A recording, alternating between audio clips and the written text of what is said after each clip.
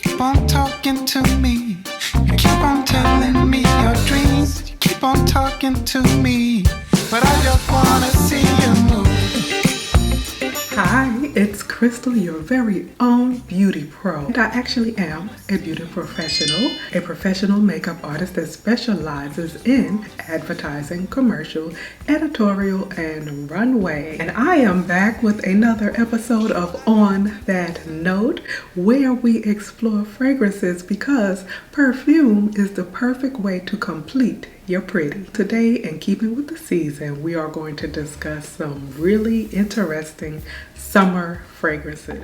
Today we're going to start with a brand that's new to me and one that I don't hear about as often, and that is Ariel Shoshone, a lovely brand that specializes in niche fragrances. I discovered this brand by the fabulous Deborah Day. I love her and her channel. So after she described this one and I saw the bottle clearly, I had to have it. And before I tell you about the fragrance, I have to tell you about my experience with the brand because it was just as luxurious as the fragrances that they offer. Ordering and shipping were smooth, and they really went the extra mile because even though it was to no fault of their own, somehow postage never marked that they had delivered them. So I had no idea it had arrived.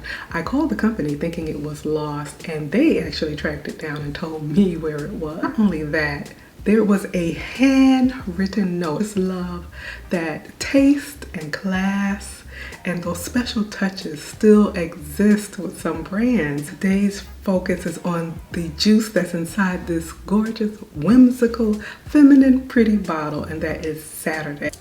It's a soft, airy atomizer, and the first thing I get is an instant burst of fruit. Can't quite put my finger on what kind of fruit. It's sort of sweet, like a sweet nectar. And shortly following it is this zingy tanginess followed by a floral. You get all of that in the matter of seconds. I say that it's like a mixed bowl of sweetened berries followed by a drizzle of something tangy and zesty. And then there's a floral note.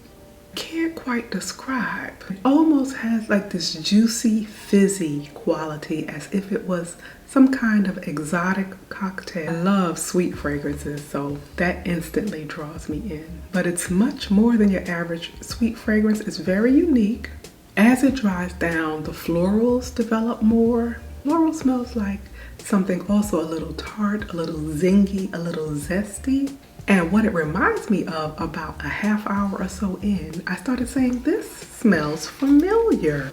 The floral aspect of the fragrance kind of reminded me of Killian's Good Girl Gone Bad. Let's share a little bit about the fragrance from Ariel Shoshone's website. It's classified as a citrus fruity. It's an irresistibly vibrant burst of passion fruit, saffron. I know saffron can be an odd spicy tanginess, and rhubarb, pulsing with the neon energy of a wild Saturday night.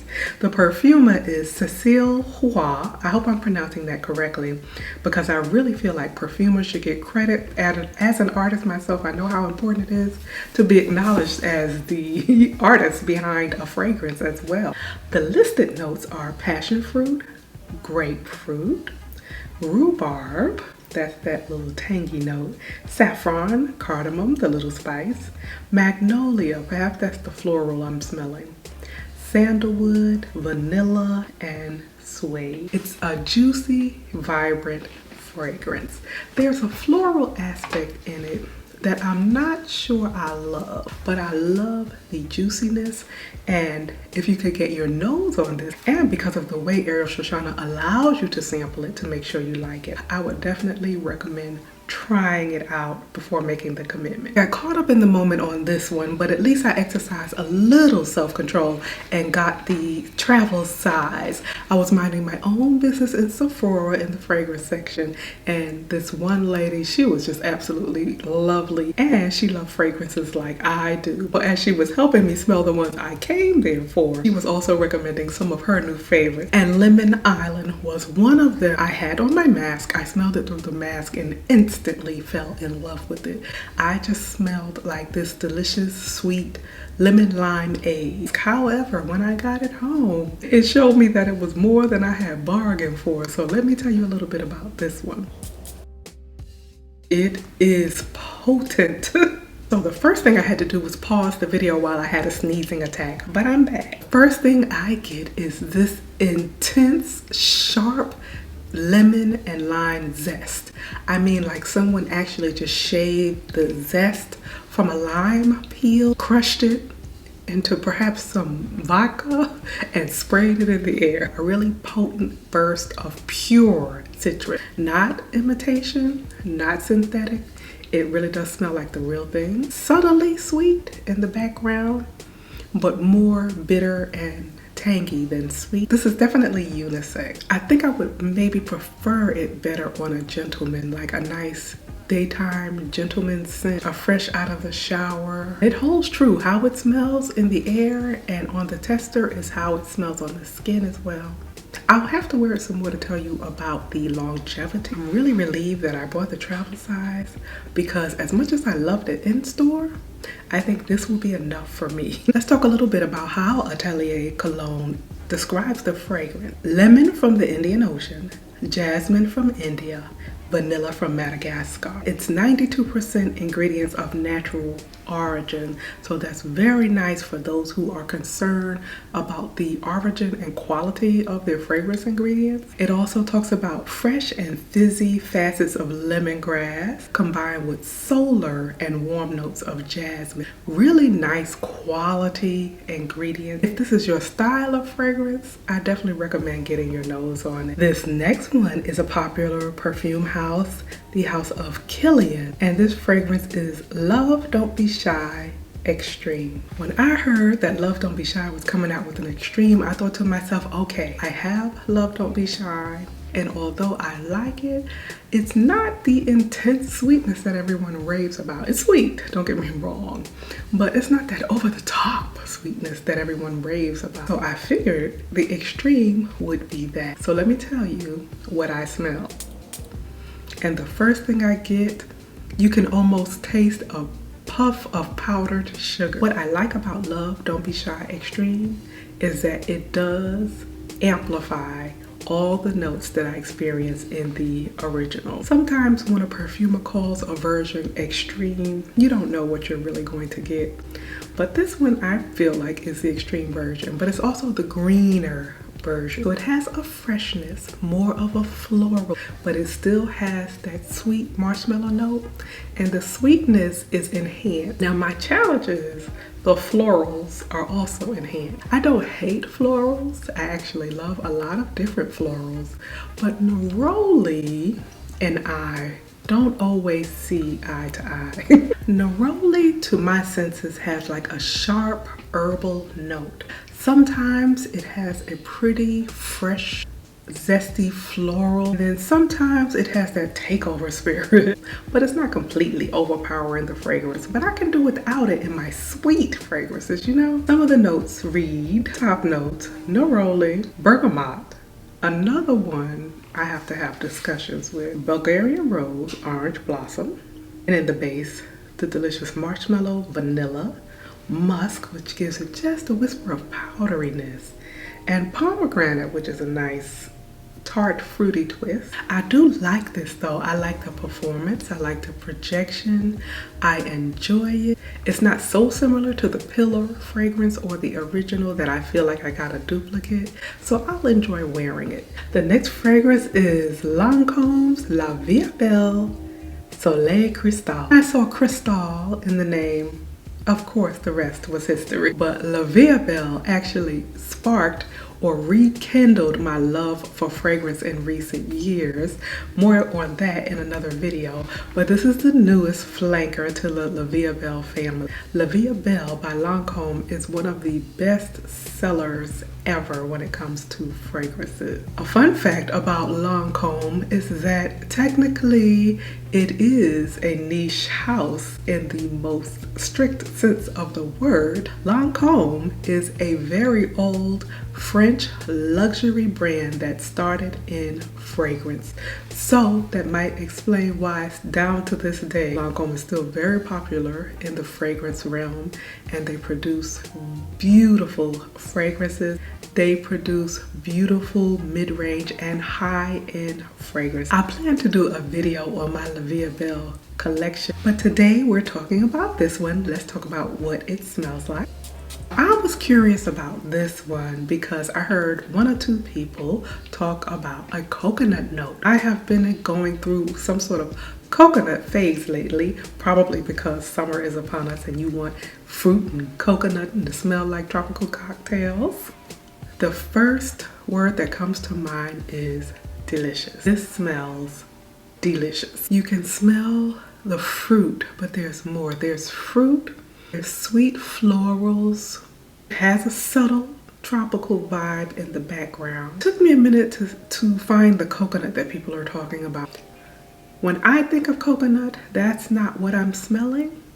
When I think of maybe pina colada or coconut water or something of that nature, that's not what I'm smelling. However, when I smelled it a little longer, I think I smelled the note that they have used to create the coconut vibe. And to me, it smells more like coconut cookies. It's also like a subtle creamy soapiness underneath. Not like a zest soap, but like a sweet floral creamy soap. Now, Vie Est Belle Soleil Cristal is in a category I didn't expect it to be. It's in the chypre floral category. Some of the notes listed for Soleil Cristal are mandarin orange, pink pepper, bergamot, and then in the middle, ylang ylang. That's a beautiful yellow tropical smelling flower. Iris, which gives you that little subtle sweet powderiness, orange blossom, and jasmine. Those two accompany one another often. Two sweet white florals. In the base, there's that coconut note, vanilla, which I love in everything, and patchouli, which I also like. This remains sweet and edible for the duration of the fragrance, and I get a nice longevity from it. La Nuit Trésor Musk Diamant. The Trésor bottles are just that, a treasure shaped like a diamond, irresistible and gorgeous on every girl's dresser. I believe I discovered this from Rhonda Laree, fragrance reviewer and a fabulous lady to whom I should probably send several of my perfume bills. This is so pretty. Musk Diamant is a perfect name for it. You instantly get a sweet powdered sugar and you get that soft, sensual musk. It has this sparkling quality. Definitely has the La Nuit Trésor DNA. Here's some of the notes with you. The top is white musk, raspberry, that's that fruit, and violet leaf. I like violet. Has that sweet powdery effect. So between the white musk and the violet, that explains why it's so sparkling, airy, and powdery. In the mid notes is white musk, and just so we get this clear, in the base notes is white musk also. There's also rose and freesia and jasmine, vanilla, almond. I get that almond note in here, and it's so sweet and almost like a marzipan, like an almond dessert. Sandalwood and the divine patchouli. This next one is Charlotte Tilbury's Scent of a Dream. If the fragrance doesn't get you, the bottle will. And speaking of YouTubers to whom I should send my fragrance bills, this bill goes to the fabulous Sheree C. Lewis. If you like fragrance, or even if you don't, you need to visit Sheree if you're not already. And after she finishes telling you the story of how she came to know about this fragrance, you feel like you have to have it. The atomizer is spectacular. You can do a short burst, you can do a long, almost continuous mist. And when I smelled it, I instantly thought, this is pretty. This is hard for me to describe. Initially, there is some sort of sweet fruitiness, but you can't put your finger on which fruit it is. Then intertwined with that, there's some sort of exotic, tangy spice, not a peppery spice. Then there are some florals floating around of unknown origin. It is a very odd fragrance. I can see why people either love it or hate it. It does have a feminine feel. I would definitely say maybe 25 and up. You know, there's a switch that flips at 25 to where you start appreciating things other than fruit. The nose behind this fragrance is Francois Robert, and this is classified as a chypre floral, but this actually smells like a chypre. Some of the notes, because there are a ton of them, are saffron. I think that's that little zingy tangy spice I'm smelling. Bergamot. Peach. I couldn't put my finger on what fruit, but when I read peach, I said, that's what it is. Peach, lemon, mandarin, patchouli, tuberose, violet, jasmine, incense. I do get a hint of incense. In the base, there's ISO-E Super. We'll have to talk more about that ingredient another time. Ambroxan, hedione, and woody note. It is a luscious, sensual, elevated, glamorous, grown-up fragrance. This next one is from Maison Lancome, Lancome's luxury line. This is Figs and Agrumes. The bottles from Maison Lancome are stunning. And this, they did not lie. This is a burst of citrus like none other. My first impression is very similar to Lemon Island. It smells like the fresh grated zest from the skin of the citrus.